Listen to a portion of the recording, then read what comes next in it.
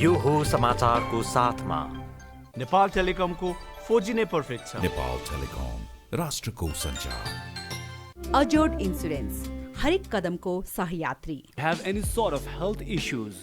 Do visit Norvik International Hospital, Thapatali. घरे घरमा हिमगिरी।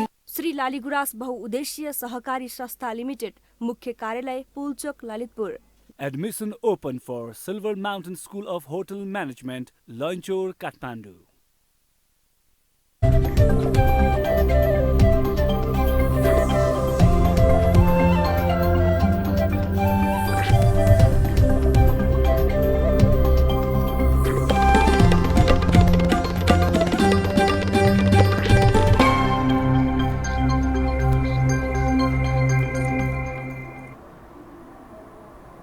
नमस्कार, यो हो समाचारमा स्वागत छ। म दिपेश घिमिरे। म अपेक्षा तिमिल सेना। सुरु गरौँ अहिलेसम्मका प्रमुख समाचारबाट।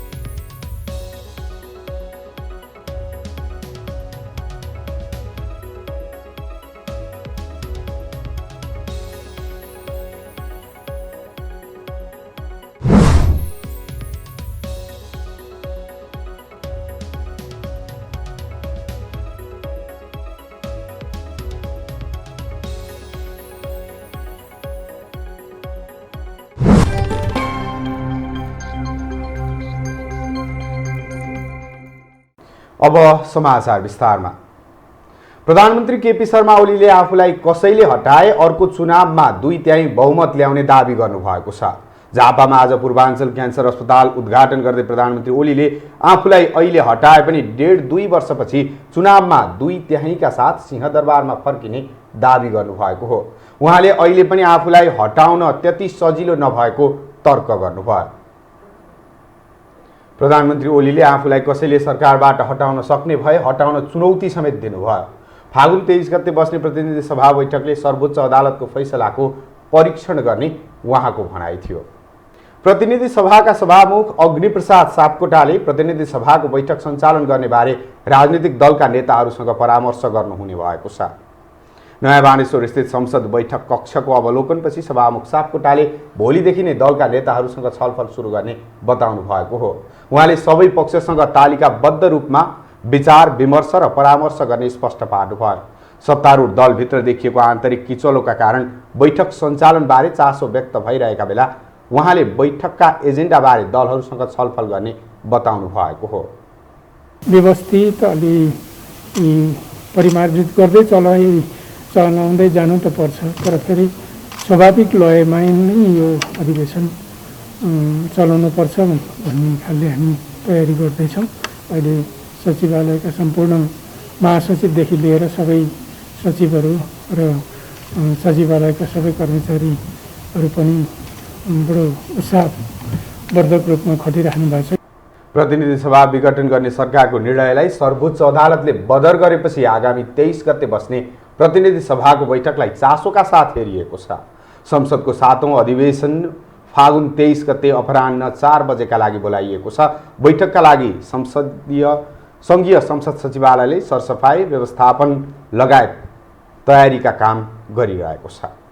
नेत्रविक्रम चन्द नेतृत्वको विप्लव समूहले सरकारसँग वार्ताका लागि प्रवक्ता खड्गबहादुर विश्वकर्मा प्रकाण्डको नेतृत्वमा वार्ता टोली बनाएको छ।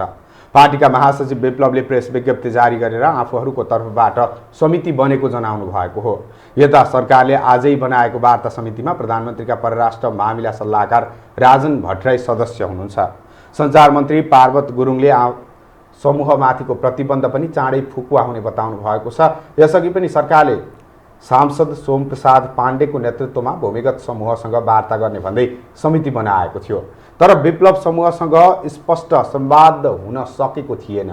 यसैबीच प्रमुख प्रतिपक्ष काङ्ग्रेसले वार्ता टोली बन्नु सुखद भएको भन्दै इमानदारीपूर्वक समस्या समाधान गर्न सुझाव दिएको छ। उच्च पदस्थ व्यक्तिका अभिव्यक्तिले समाजमा तत्काल प्रभाव पार्ने गर्दछ। त्यसैले कुनै पनि अभिव्यक्ति दिँदा निकै सोचविचार गर्नुपर्ने भए पनि पछिल्लो समय उनीहरू सस्तो लोकप्रियतामा रमाउन थालेको देखिन्छ। एक रिपोर्ट।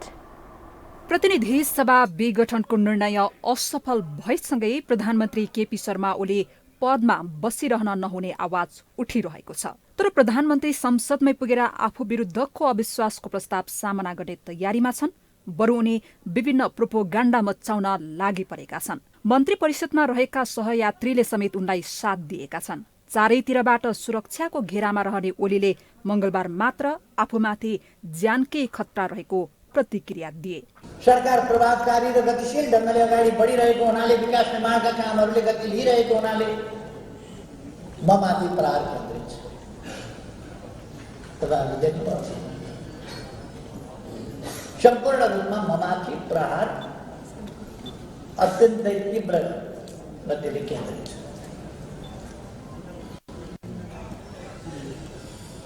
तपाईँहरू अनौठो नमान्नु होला। यदि ममाथि कुनै शारीरिक हमला नै भयो वा मेरो ज्यान तलमाथि भइहाल्यो भने पनि अनौठो नमान्नु होला। तर त्यस्तो हुन दिइने छैन। हामी सतर्कता अप्नाउँछौँ।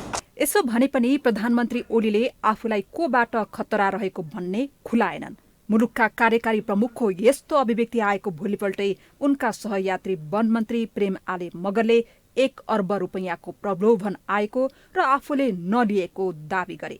वैज्ञानिक वन व्यवस्थापन कार्यक्रम खारेज नगर्न आफूलाई आर्थिक प्रलोभन देखाइएको उनको दावी थियो। जुन दिनमा मैले पद बहाली गरे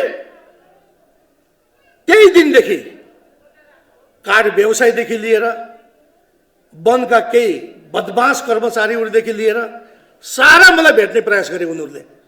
भेटौँ मन्त्रीज्यू भेटौँ भन्ने म कसैलाई भेट्दैन, कसैलाई पनि म भेट्दैन भने मैले कसैलाई भेट्दा पनि भेटेन। पछि कुरा कतिसम्म आयो भन्दाखेरि हामी 1 अरब पैसा उठाएर दिन्छौँ भन्ने कुरा पनि आयो। अनि मैले भने 1 अरब पैसा समातेर आफ्नो मुखमा कालो बोसो आफै दल्ने मैले हुँदैन भनेर मैले त्यो इन्कार गरेँ। तर मन्त्री आलेले आफूलाई त्यति ठूलो रकमको प्रस्ताव गर्ने को थिए भन्ने खुलाउन चाहेनन्। यसरी आधार र तथ्यहीन कुरा गरेर नेताहरूले आफ्नै गरिमा घटाएको विश्लेषकको बुझाइ छ। जसले प्रयोग गर्नुभयो उहाँलाई कसैले पनि पाको व्यक्ति, सिद्धान्तवादी व्यक्ति मान्दैन। त्यो घमण्ड सत्ताको घमण्ड वा त्यो तुच्छता नै हो जस्तो मलाई लाग्छ। त्यसरी कसैले पनि कसै शब्द प्रयोग गर्नुहुन्न चाहे र अझ त्यस्तो गर्नुहुन्न। अझ सरकारमा बसेकाहरू त अझ बढी संयमित हुनुपर्थ्यो। प्रधानमन्त्री जस्तो व्यक्तिले पनि सधैँ त्यो अर्कालाई खिज्याउने, हेला गर्ने, जथाभावी बोल्ने र उहाँलाईको विरोधमा बोल्नेले पनि एउटा अङ्ग्रेजीमा भन्छ डिसेन्सी हुन्छ क्या, डिकोरम हुन्छ, त्यति पनि पालना नगरेको। खाइपाई आएको सुविधा हट्न वा खोसिन लागेपछि नेताहरूले तथ्यहीन र अशोभनीय प्रतिक्रिया दिनुलाई राजनीतिमा अनौठो मानिँदैन। नभए आधार र तथ्य बेगरका दावी गरेर नेताहरू किन सहानुभूति बटुल्न खोज्छन्? सरकारले कोभिड-19 विरुद्ध थप 50 लाख मात्रा खोप खरिद प्रक्रिया सुरु गरेको छ। प्रतिनिधि सभाको शिक्षा तथा स्वास्थ्य समिति अन्तर्गतको उपसमितिको आजको बैठकमा आज कोभिड-19 खोप अभियानको सम्बन्धमा भएको प्रगतिबारे छलफल भएको हो। यस क्रममा स्वास्थ्य तथा जनसङ्ख्या मन्त्रालयका सचिव लक्ष्मण अर्यालले सरकारले थप 50 लाख डोज खोप किन्न प्रक्रिया सुरु गरेको जानकारी दिनुभयो। यो बीचमा हामीले करिब 50 लाख डोज पनि सरकारको तर्फबाट खोप किन्नका लागि चाहिँ हामी प्रक्रिया सुरु गरेका छौँ। खोप खरिदका लागि चाहिँ डाइरेक्ट प्रोक्युरमेन्ट गर्न पाइने गरी विन्टरसम्म क्याबिनेटले अधिकार चाहिँ 30/7 को अध्यक्षतामा एउटा वार्ता समिति बनाइरहेको छ। त्यो वार्ता समितिले निर्णय गर्छ। केही जटिलताहरूलाई हामी क्याबिनेटले सहजीकरण गरेका छौँ। यसको रिसोर्सको हिसाबले अर्थ मन्त्रालयले स्रोतको सुनिश्चितता दिइसकेका छ। स्वास्थ्य सेवा विभागका महानिर्देशक दिपेन्द्र रमन सिंहले आगामी दिनमा खोप अभियान ज्येष्ठ नागरिकबाट सुरु गर्ने बताउनुभयो। 3 लाख डोज खोप यही हप्ताभित्र आउने र थप 10 लाख खोप 15 दिनभित्र आउने पनि उहाँले जानकारी दिनुभयो। हाम्रो चाहिँ ज्येष्ठ नागरिकहरूलाई चाहिँ अलिक बढी उ छ, त्यसमा चाहिँ उहाँहरूबाट सुरु गर्नुपर्छ भने हामीले त्यसरी गइरहेछौँ हजुरको। जो चाहिँ सबैभन्दा बढी एक्टिभ हुनुपर्छ उहाँहरूलाई पनि हामीले चाहिँ सेभ गर्नुपर्छ, त्यो अनुसार चाहिँ बिस्तारै हामी गइरहेछौँ। अब यसमा चाहिँ यङ्स्टरहरूलाई चाहिँ लागे पनि यसको चाहिँ अब मृत्युदर एकदमै कम छ, त्यो अनुसार चाहिँ हामी डराउनु पर्दैन कि भन्ने किसिमको कुरा छ। स्वास्थ्य सेवा विभागका बाल स्वास्थ्य तथा खोप शाखाका प्रमुख डाक्टर झलक शर्मा गौतमले खोपले गम्भीर प्रकृतिका असर नदेखाएको दावी गर्नुभयो।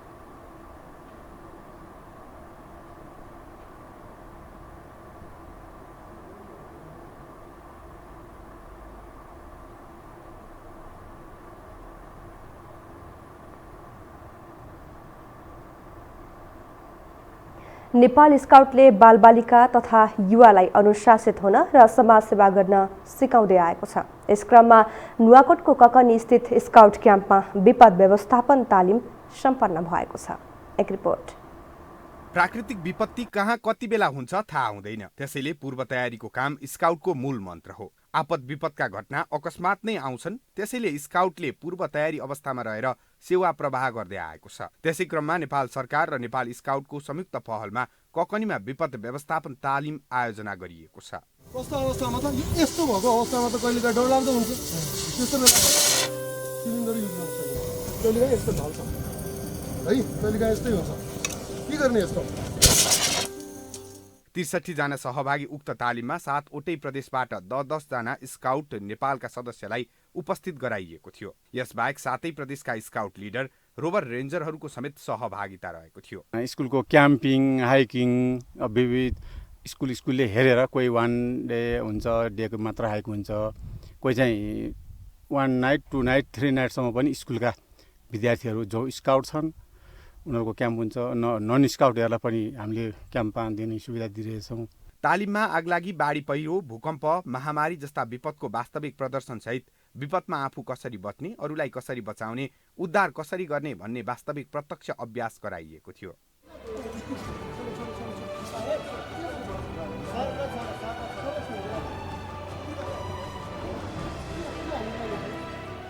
तालिम दिए पश्चात आफ्नो क्षेत्र अथवा जिल्लामा गएर ट्रेनरको समूह बनाउने र ती समूहले अर्को 400 जना लिडरलाई सहभागी गराउने उद्देश्य नेपाल स्काउटले लिएको छ।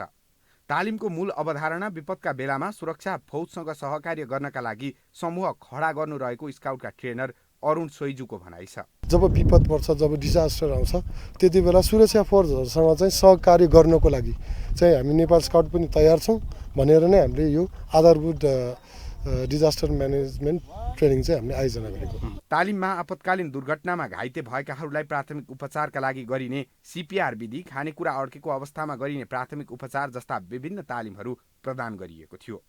क्यामेरामा DB मगरका साथ दिपेश घिमिरे, स्काउट तालिम केन्द्र, ककनी, नुवाकोट।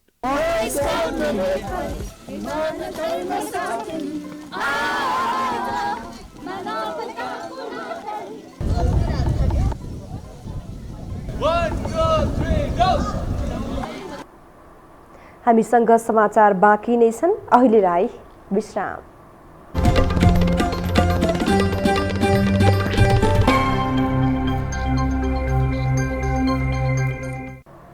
विश्रामपछि स्वागत छ। अब बाँकी समाचार। फागुन 11 प्रतिनिधि सभा पुनः स्थापना भएपछि सडकमा देखिएको राजनीतिक खिचातानी संसदमा जानेमा दुई मत छैन। सत्ता समीकरणको दौडधुपले सांसद किनबेच पनि सुरु भइसकेको छ। बहुमत पुर्याउन नेकपाका नेता साम दाम दण्ड र भेद नीति अपनाउने तहमा पुगिसकेका छन्। एक रिपोर्ट। केही दिन अघिको कुरा हो। दाङ क्षेत्र नम्बर 3 का सांसद हिराचन्द्र केसीलाई नेकपाका युवा नेता तथा प्रधानमन्त्रीका विश्वास पात्र महेश बस्नेतले चिया गफको प्रस्ताव गरे। केसीको भनाइअनुसार सामान्य भेटघाट भयो, तर बस्नेतले केसीसँग भेट्नुको अर्थ चियापान मात्रै थिएन। खरो र स्पष्ट नेताको छवि बनाएका बस्नेतले मुख खोलिहाले, मन्त्री बनाउन पहल गरौँला, प्रधानमन्त्री ओलीको टिममा आएर बहुमत पुर्याउन सहयोग गर्नुहोस्। मन्त्रीसम्मको कुरा आए पनि पैसाकै अफरको बारेमा भने केसीले खुलाएनन्। अस्ति चाहिँ म एकसँग बसेर सामान्य मैले हामीहरू चिया गफ गऱ्यौँ। उहाँले यता भन्नुहुन्छ मैले होइन सामान्य गफ यस्तो यस्तो भयो मैले नो भने अब हजुरले पाए पनि हुन्छ भने मैले त्यस्तो अब त पैसा त्यस्तो कुरा म गर्ने कुरो पनि भएन। भनेपछि यो सामान्य किसिमको छलफल भयो। उहाँहरूले चाहिँ हाम्रो टिममा आउनुहोस् न त भन्ने खालले प्रस्ताव चाहिँ गर्नुभएको थियो। प्रधानमन्त्री केपी शर्मा ओलीको निर्णय सर्वोच्च अदालतले फागुन 11 बदर गरेपछि राष्ट्रिय राजनीति सत्ता समीकरणको भागदौडमा केन्द्रित छ। सत्तामा रहिरहन प्रधानमन्त्रीलाई संसदमा बहुमत पुर्याउनु पर्ने दबाव सिर्जना भएको छ। यस्तो बेला आफ्नो पल्ला भारी बनाउन किनबेच हुनु कुनै नौलो पनि होइन। त्यसको तयारीमा प्रधानमन्त्री ओलीले महेश बस्नेत जस्ता विश्वासिला नेतालाई खटाएका छन्। बस्नेतसँग हामीले सांसद किनबेचमा तपाईँको भूमिका कस्तो छ भनेर सोध्यौं, तर उनी किनबेच नभई बहुमतका लागि नेताहरूसँग निरन्तर छलफल चलिरहेको प्रतिक्रिया दिन्छन्। अब बाँकी रहेका अरू मान्यज्यूहरूले पनि घोषणा गर्ने चरणमा हुनुहुन्छ। अब त्यो घोषणा गर्ने चरणमा एउटा सम्पर्क सूत्रको रूपमा विगतदेखि नै वचनको पक्का, प्रधानमन्त्रीसँग निकट पनि भएको, कुनै पनि कुराको पहल कदमी लिएपछि परिणाम पनि ल्याउँछ भन्ने मेरो चाहिँ व्यक्तित्व बनेको कारणले साथीहरूले अन्य विभिन्न नेताहरूसँग सम्पर्क गर्ने क्रममा मसँग पनि सम्पर्क गर्नु स्वाभाविकै हो होइन। तर मलाई एकदम त्यो ल्याउने जिम्मै प्राप्त गरेर एकदम चाहिँ नि त्यस्तो चाहिँ होइन। अब मैले चाहिँ मसँग सम्पर्कमा आएका साथीहरूलाई चाहिँ सम्पर्क गर्ने होइन कुराको पहल चाहिँ मैले पनि गरेको छु, अरू साथीहरूले पनि गर्नुभएको छ। बस्नेतका अनुसार नेकपा दाहाल नेपाल पक्ष छोडेर ओलीको कित्तामा आउनेको संख्या बढिरहेको छ। उनी अहिले आफ्नो पक्षमा करिब 120 जना सांसद रहेको दाबी गर्छन्। नेकपा दुई चिरा बनेको अहिलेको अवस्थामा ओली पक्षमा मात्र 82 जना रहेको देखिन्छ। तर बस्नेतको दाबीलाई पत्याउने हो भने 38 सांसद आफूतर्फ ल्याउन सानो सङ्घर्षले पुग्दैन। तर उनीहरू मुद्दा नै बोकेर कित्ता फेरबदल गरिरहेका छन् कि किनबेचका आधारमा हो भन्ने प्रश्न उब्जिएको छ। अहिले देखिएको चित्रले नेकपा दुवै पक्ष बहुमत कायम राख्न सांसद किनबेचको तहमा पुगेको प्रश्न झल्किएको छ। यसअघि प्रधानमन्त्री ओलीले प्रतिनिधि सभा विघटन गरी देशभरका सभालाई सम्बोधन गर्दै संसद पुनः स्थापना भए सांसद किनबेचको फोहोरी खेल सुरु हुने दाबी गर्दै आएका थिए। तर उनी पक्षकै नेताहरू अहिले त्यही प्रक्रियामा सक्रिय रहनुले प्रधानमन्त्री केपी शर्मा ओलीको नैतिकतामाथि नै गम्भीर प्रश्न खडा भएको छ। यो हो टेलिभिजनका लागि क्यामेरामा सञ्जय घिमिरेका साथमा सन्तोष भिकेथापा, काठमाडौँ। आगामी फागुन 23 गतेका लागि प्रतिनिधि सभा बैठकको आह्वान गरिएसँगै आगामी सरकार कस्तो बन्ला भन्ने चर्चा चुलिएको छ। नेकपाको विभाजनसँगै दुई पक्षसँग कसको समीकरण हुन्छ भन्ने खुलिसकेको छैन। यद्यपि संसदीय गणितमा भने काङ्ग्रेस र जसपाको भूमिका निर्णायक देखिएको छ। एक रिपोर्ट। सर्वोच्च अदालतको फैसलापछि राष्ट्रपति विद्यादेवी भण्डारीले प्रतिनिधि सभा बैठक आह्वान गरेसँगै आगामी सरकार गठनबारे चासो र चिन्ता प्रकट भइरहेको छ। व्यवहारिक रूपमा दुई चिरा भएको नेकपा मध्ये कसको पल्ला भारी होला र कुन पार्टीको नेतृत्वमा सरकार बन्ला भन्ने अहिलेको चासोको विषय हो। नेकपाका दाहाल नेपाल वा ओली पक्ष कसको नेतृत्वमा गठबन्धन बन्ला भन्ने अनुमान गर्न नसकिए पनि यसमा कांग्रेस र जसपा निर्णायक हुने देखिएको छ। नेकपा नै दुईवटा रहेको अहिलेको अवस्थामा प्रतिपक्षी दुई पार्टीले जुन पक्षलाई सहयोग गर्छन् उसैको सरकार बन्ने निश्चित छ। जसपाले 3 बुँदे शर्त अगाडि सार्दै सम्बोधन गर्ने पक्षलाई सहयोग गर्ने बताएको छ। आज सम्बोधन भएको अवस्थामा त हामी त दुश्मन त होइन नि हो। त्यो भुल भुलैयामा पार्नु हुँदैन। त्यो ग्यारेन्टी हुनुपर्छ। ग्यारेन्टी हुने अवस्था, रिहाई हुने अवस्था, संविधान संशोधन हुने अवस्था, विश्वसनीय अवस्था पार्टीलाई लाग्यो भने पार्टी त्यति बेला निर्णय गर्न सक्छ।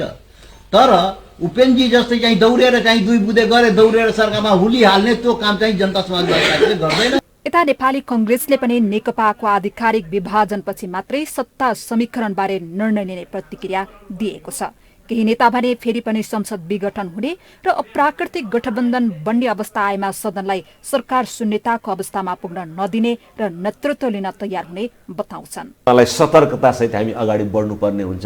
त्यसमा कांग्रेसले चाहिँ अब हाम्रो पाले आयो भनेर चाहिँ सरकार बनाउनका निम्ति चाहिँ खुट्टा उचालेर चाहिँ अस्वाभाविक चाहिँ गठबन्धनको निर्माण गर्ने, अस्वाभाविक चाहिँ अग्रसरता लिने बाटोतर्फ हामी गयो भनेदेखि फेरि त्यसले दुर्घटना निम्त्याउन सक्दछ। तर कांग्रेस चाहिँ सरकार नै नबन्ने, सरकार विहीनताको चाहिँ अवस्थामा पनि मौन भएर पनि कांग्रेस चाहिँ बस्न चाहिँ सक्दैन। किनभने त्यसो भयो भनेदेखि चाहिँ फेरि संसद चाहिँ विघटन हुने बाटोमा चाहिँ जान्छ। पुनः स्थापित प्रतिनिधि सभा बैठक आगामी आइतबार बस्दैछ। यसबीचमा दलहरूमा ठूलै रस्सा कसाकसी चलिरहनेछ। यसको परिणाम भने संसदको पहिलो बैठकमा नै देखिनेछ। पशुपति क्षेत्र विकास कोषले शिवरात्रिको तयारी सुरु गरेको छ। कोरोनाको त्रास बीच पनि यसपटक उल्लेख्य दर्शनार्थीले पशुपतिनाथको दर्शन गर्ने उसको दाबी छ। एक रिपोर्ट। सनातन धर्मावलम्बीको महत्त्वपूर्ण पर्व महाशिवरात्रि आउन एक साताभन्दा केही बढी समय रहँदा पशुपतिनाथ क्षेत्रमा तयारी तीव्र पारिएको छ। पशुपति क्षेत्र विकास कोषले यस वर्ष पनि महाशिवरात्रि पूजा मूल आयोजक समिति गठन गरी तयारी सुरु गरेको हो। कोरोना संक्रमणको त्रास बीच पनि यस वर्ष भक्तजनको उल्लेख्य उपस्थिति हुने कोषको विश्वास रहेको छ।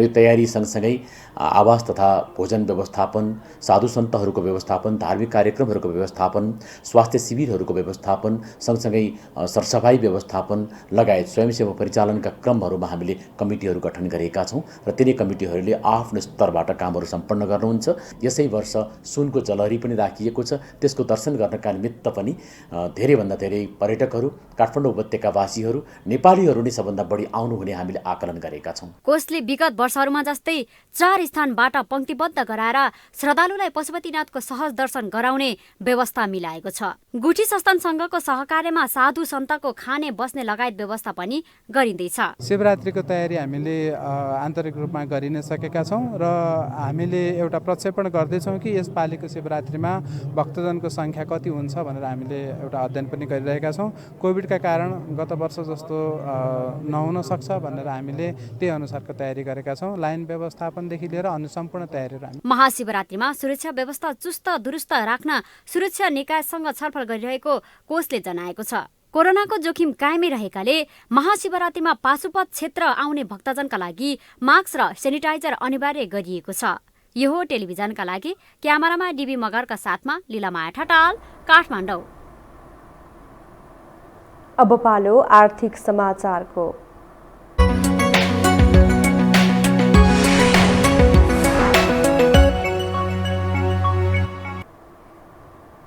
नेपाल स्टक एक्सचेन्ज नेप्से साताको तेस्रो दिन आज उच्च अङ्कले गिरावट आएको छ। सोमबार 40.54 अङ्कले बढेको नेप्से परिसूचक आज 59.70 अङ्कले घटेर 2455.33 बिन्दुमा पुगेको हो। त्यसैगरी आजको बजारमा 6 अर्ब 11 करोड 96 लाख बराबरको कारोबार भएको छ। त्यस्तै आज कारोबार भएका समूहमध्ये 2 समूह बाहेक अन्य सबै समूह घटेका छन्।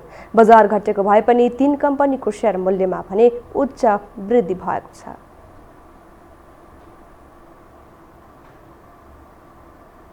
हामीसँग अन्तर्राष्ट्रिय र खेल समाचार बाँकी नै छन्। अहिलेलाई विश्राम। विश्रामपछि स्वागत छ। अब पालो अन्तर्राष्ट्रिय समाचारको।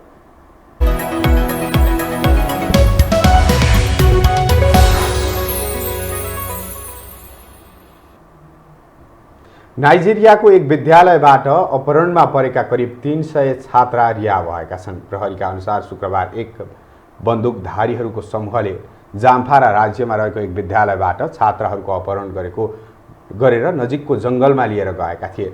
जाम्फारा राज्यका गभर्नर बेले मटावाले ट्विट गर्दै अपहरणमा परेका छात्रालाई रिहा गरेको घोषणा गरेका छन्।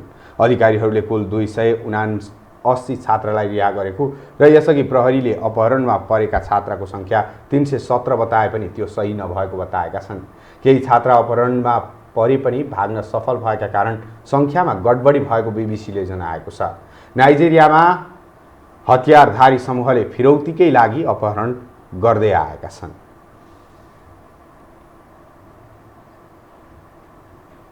अब खेलकुद समाचार।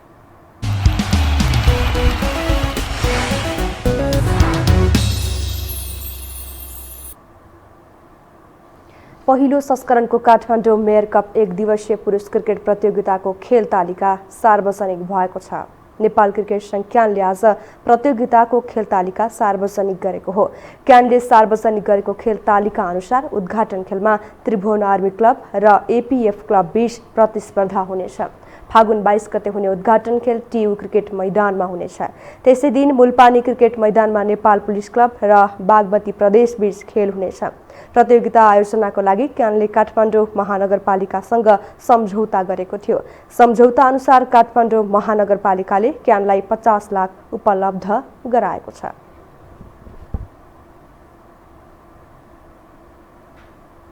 खेल समाचारसँगै हामी यो समाचारको अन्त्यमा आइपुगेका छौँ। बिदा हुनु अघि प्रमुख समाचार पुनः एकपटक।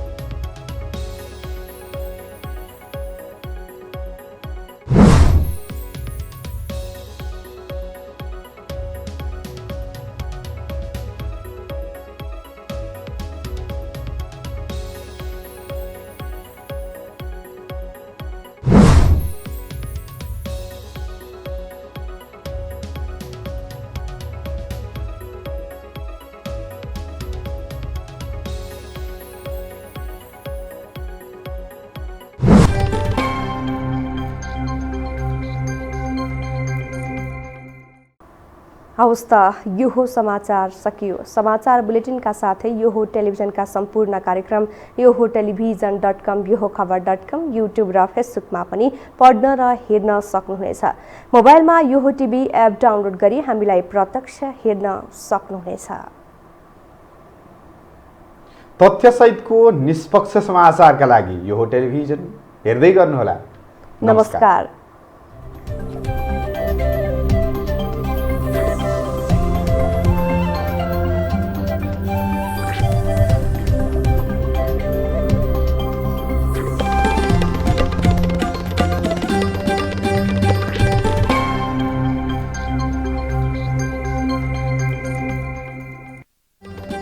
यो हो समाचारको साथमा नेपाल टेलिकमको 4G नै पर्फेक्ट छ। नेपाल टेलिकम राष्ट्रको सञ्चार। अजोड इन्स्योरेन्स हरेक कदमको सहयात्री। Have any sort of health issues? Do visit Norvik International Hospital, Thapathali. घरे घरमा हिमगिरी। श्री लालीगुराँस बहुउद्देश्यीय सहकारी संस्था लिमिटेड, मुख्य कार्यालय Pulchowk, Lalitpur. Admission open for Silver Mountain School of Hotel Management, Lanchor, Kathmandu.